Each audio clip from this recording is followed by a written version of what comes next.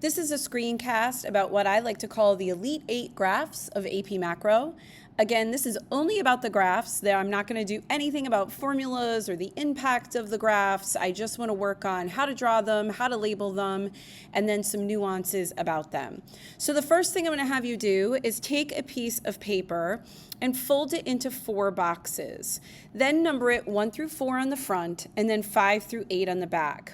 I'm going to have you pause the video on this screen and draw all 8 of those graphs with their labels. Because I'm not giving you any information about things like recessions or full employment, all of the above, just draw the graphs without any sort of bullet points on them, like point A, operating in a recession. Just draw the graphs themselves. Then, when you're done, press play on the video, and then we're going to go over all 8 of them. So the first one that we're going to look at is the production possibilities curve. This screenshot is from the review packet that I made where I had students contemplate these 4 situations about the production possibilities curve. This graph on the top left is hopefully what you drew on your piece of paper. Typically, you'll be told what to label the axes, capital and consumer goods, or something different. If you want to see something different, check out the 2016 exam, the comparative and absolute advantage question we did in class, and it was about John and Erica with donuts and cupcakes. On this FRQ, students had to draw a production possibilities curve for Erica and for donuts and cupcakes. So that's what I mean about how the axes might be different. Pay close attention to the curve on the bottom right. This might be something that students have to draw as well, which is a production possibilities curve that shows constant opportunity costs, and that's why it is a flat line. And we also see that the resources, meaning the land, labor, and capital in this case, are perfectly interchangeable. And what that means is that, for every land, labor, and capital that I give up because I'm not making a capital good, I can 100% revert or divert all of those materials for consumer goods. The next graph that we're going to look at is market demand and market supply. We did this in Unit 1. It's not a huge topic on the actual AP exam, but every now and then there's a multiple choice question that I've heard is about this concept. So number 1, on all of our graphs, there's a skill that we learned in Unit 1 that's important. There's a difference between traveling on the line and moving the entire curve, right? So this is an individual supply and demand graph. And if I was to say to you, what would happen to the quantity demanded when the price decreases for apples, then you would look at points on the curve. And that's true for every graph that we study in our class. We just tend to not really do that a ton. The only graphs I feel like that's most applicable to is the foreign exchange graph, and then maybe perhaps the loanable funds. Here we go. Market supply and market demand. Remember that in order to show an increase, we shift these lines to the right. To show a decrease, we shift these lines to the left. And the rules are the same for demand and supply. The big thing that I think that you should review in order to master these graphs, if you have not done so already, is to consider the shifters that move market supply and move market demand. So feel free to pause this and kind of just go through these on your own and figure out, would this increase, would this decrease demand or supply? I'll tell you the most common one that we see brought out in later studies when we're talking about aggregate demand and aggregate supply is when we look at over here, resource prices, technology has to do with the factor of productivity, taxes and subsidies can be very influential on the entire market supply in an economy. So for example, if tariffs are put on a really important productive resource like steel, that's going to impact the entire economy. So those are things that we see come up much more later on in our course. Let's do the next graph, which is aggregate demand and aggregate supply. So again, the word aggregate means total. And on this graph, we are noticing that we are changing the labels. And we're talking about price level. We're talking about price level, and we're talking about real GDP. All right, so that's the difference between aggregate demand and market demand and supply. The other thing is that recall that we studied that we have multiple places that we can be, so to speak. So we can be in a recession. Now, sometimes you are going to move into a recession.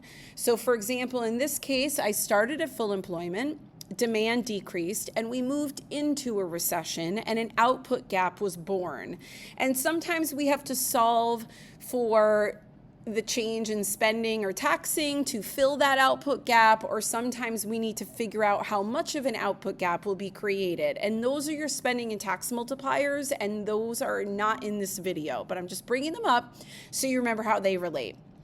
Sometimes you're going to get a question that just asks you to start with a recession, and therefore you would draw a graph that looks like this. Remember, it's all about where is the long run? Where are we putting it in relation to the current short run equilibrium? An inflationary gap would be the same thing. We would move into an inflationary gap through some sort of force in the market, right? So aggregate demand shifting to the right is what I did here. So let's say you saw a question that said, government spending increases, you would do this graph. Now remember, you could also start at full employment and have the supply shift to the right, and that would also move us into a recession. Sorry, inflationary gap. I said the wrong word because my slideshow went away for a moment. Pardon me. The other thing we can do is start in an inflationary gap. And again, it's about putting that long run in the right spot. And you might see this referred to as a positive output gap. You might get information that says things like, the natural rate of unemployment is 5%. The actual rate of unemployment is 3%. Draw the graph. So knowing your vocabulary from Unit 2 about unemployment rates and which unemployment terms apply to this graph in Unit 3 is very important. So terms like actual GDP, potential GDP, actual inflation rate, expected inflation rate. So those are things that we have to think about when we are applying concepts and terms from other units to these graphs. That the course is a lot about putting concepts together. Remember that we have these 3 places to be. These are all 3 of them on one screen. So again, you probably drew the graph that's in the middle, but I also think it would be a great challenge for you after this video is over to maybe grab a piece of scrap paper and just draw a recession and draw an inflationary gap and see what they come out to be. The next graph is the money market graph, and I want you to make real careful to remember that this is for only limited reserves. And limited reserves is the whole assets and liabilities and the money and banking that we did at the beginning of Unit 4. And it's also how we use the traditional tools of monetary policy like open market operations, reserve requirements, and interest rates to change the economy. So we want to expand or contract. The money market graph looks like this. It is a vertical money supply line, and the subscripts are M's. So when you look at the name of the graph, money market, that hopefully will associate what do I do for my labels. It's all about the M's, okay? The other thing is that this graph uses nominal interest rates, and we have that downward sloping curve. So going back to those tools of monetary policy, in monetary policy, when we buy or sell bonds, that is going to change the supply of money. We're going to see the supply of money get bigger if we buy bonds. Remember, bigger and buy. If we sell bonds, the money supply is going to be smaller. Sell smaller. This is not an option when you have a question with ample reserves. Buying and selling bonds is not going to change interest rates in an ample system. In this system, it clearly does. The other thing I want to tell you is that the demand for money can also change. So if there have been technological changes or increases in nominal income in a country or real income, this makes it more expensive to get by in a country, and therefore we might see the demand for money change. So if you want to look at a demand for money question, 2017, there was a question that combined both the velocity of money and the demand for money in a short FRQ. These were 4 examples that I put on the review packet. And if you want, you can pause this and kind of check your work with that. But again, these are the 4 things that could happen with a change on the money market graph. Remember, that is nominal interest rates, and we are using M's for subscripts. The next graph is the reserves market graph. It's the newest one to our course. The last 2 years, this has been on the AP exam for students to try. In 2024, it is in the long FRQs in both Set 1 and Set 2. And in 2025, it was in the short FRQs on both Set 1 and Set 2. So give those a try if you want to draw the graphs. This graph is a little tricky to draw, but it is actually something that's kind of simpler because we only have one tool of monetary policy we pretty much have been using in order to expand or contract the economy. The reserves market graph. When I say that word reserves market, it kind of has a Z sound, and it kind of looks like a Z. The thing about this graph is that I found that when I graded exams and I looked at these, students tended to over-label. And what I mean by that is that they were putting labels on the top bound and the lower bound, and then there were 4 labels on the y-axis, and then there was a top label, so a 5th label for the whole y-axis. So, having graded this in the past, I'm going to tell you what I've learned. Number 1, we need to have policy rate up here. Whether it's PR or the whole word policy rate, it is up to you. We have to have R's in our subscripts. When we were looking at AP exams last year, it was a heartbreaker when students labeled supply of money. So make sure that you're doing reserves market because, again, the graph starts with an R, so you're going to use reserves market. The thing about this graph that I really kind of like is that we pretty much are just bumping it down or bumping it up. So that is how we expand or contract the economy when administered interest rates are increased to contract or decreased to expand. It's all about making money more or less expensive to borrow. It doesn't impact the price of goods directly. So these little dotted lines that go to the y-axis are key. If you do not have those, you will not receive a point for your graph. So make sure that you have those on there as well. Hopefully you remember how to bump it up or bump it down. So if you haven't done that yet, just pause the video and try lowering interest rates. And then on the next slide, you can see what that looks like. All right, here we go. So on the left-hand side, I show how we would lower administered interest rates, and on the right-hand side, I have an increase. So again, you're bumping the whole thing up or down, and you're keeping that diagonal attached. That is the key. Notice how we are not shifting the supply of reserves to the left or to the right. One more thing to tell you about this graph, please do not put the supply of reserves too close to the diagonal. Notice how I have it about halfway through the flat lower bound. That is the ideal location. The next graph is loanable funds. Loanable funds is easy in that it's just an X. The thing that students forget, what do I label my subscripts? It's called loanable funds, so we're going to put LF there.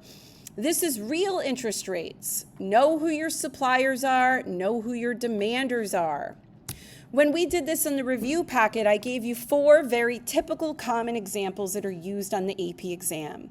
Foreign investors and savings tend to be supply shifters. And in fact, in 2017, 2018, and 2019, the savings, or the supply rather, I should say, of loanable funds was shifting. So really beef up who the suppliers are and when that would come up.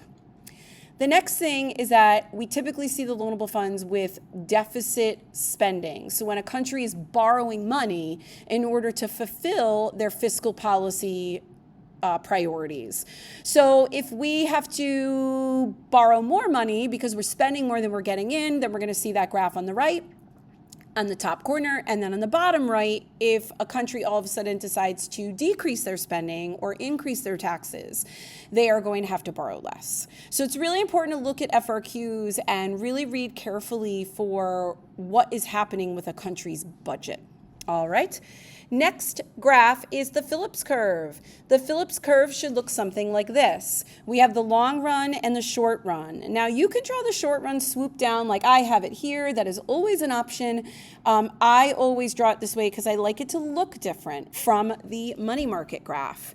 We use INF up here to delineate it from interest rate. Both those phrases would be abbreviated as IR, so I add the F to say I'm talking about inflation. Then we have unemployment here and the natural rate of unemployment. Please remember that when these two lines intersect, we refer to this inflation rate as, quote, the expected inflation rate. Now in the US, we target 2%, so that's typically what that inflation rate is. However, don't assume it is unless the question tells you that. Please remember the rules for the Phillips curve. If there is a demand shift, we demand to stay on the line. If there is a supply shift, we're going to supply a whole new line. And lastly, it's like elevator doors or curtains on a stage. When you think about aggregate demand, aggregate supply, we are shifting in the opposite direction. So demand shift to the right, we're going to demand to stay on the line to the left, and so forth. Last but not least, this with the Phillips curve could come up for you as well. Sometimes you're going to have to plot numbers, and here's an example of plotting numbers. The tick marks to the axes are not necessary unless you have to plot numbers. Foreign exchange market. Remember that you need this fraction on the top. Without it, you are not earning points for your graph. What do we put in the denominator? The currency that the graph is for. Then we put those labels here as well. Please review your shifters of currency, and remember, if your goods are in demand, your currency is in demand. Last but not least, disequilibrium can occur in the foreign exchange market too. This graph shows that you need to use 7 yuan to get 1 US dollar. If they changed it to 8 yuan per US dollar, there would be a surplus of dollars because that's just too darn expensive. And then if you only had to use 6 yuan from China to get $1, it would be a great deal, and we'd end up with a shortage. So disequilibrium can occur as well. The big thing is that these aren't sustainable. And eventually, if it stays at 8, the dollar's going to depreciate back to 7. And also eventually, if it stays at 6, it's going to appreciate back to 7 as well.